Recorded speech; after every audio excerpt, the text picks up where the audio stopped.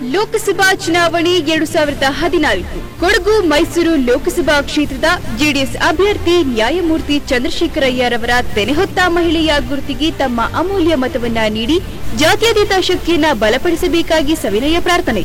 ಪ್ರಕಟಣೆ ಎಸ್ಡಿಪಿಐ ರಾಜ್ಯ ಘಟಕ ಮತ್ತು ಕೊಡಗು ಜಿಲ್ಲಾ ಘಟಕ.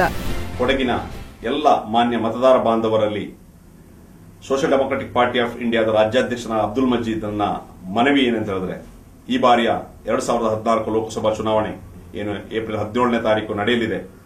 ಆ ಚುನಾವಣೆಯಲ್ಲಿ ನಮ್ಮ ಸ್ವಾಭಿಮಾನ, ನಮ್ಮ ಪ್ರತಿಷ್ಠೆ, ಕೊಡಗಿನ ಅಸ್ತಿತ್ವಕ್ಕಾಗಿ, ಕೊಡಗಿನ ಜಲ, ನೆಲ, ಇಲ್ಲಿನ ಎಲ್ಲ ಸಂಸ್ಕೃತಿಯನ್ನ, ಇಲ್ಲಿನ ನಮ್ಮ ಬದುಕನ್ನ ಉಳಿಸ್ಕೊಳ್ಬೇಕಾದ್ರೆ ಒಂದು ಸ್ವಾಭಿಮಾನದಿಂದ ನಾವು ಮತವನ್ನ ಚಲಾಯಿಸಬೇಕಾಗ್ತದೆ.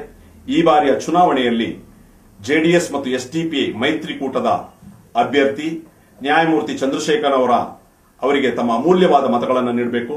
ತೆನೆಹೊತ್ತ ಮಹಿಳೆಯ ಗುರುತಿಗೆ ತಮ್ಮ ಅತ್ಯಮೂಲ್ಯ ಮತವನ್ನ ನೀಡಬೇಕು ಅಂತ ತಮ್ಮಲ್ಲಿ ಕಳಕಳಿಯ ಮನವಿಯನ್ನು ಮಾಡ್ತೇನೆ.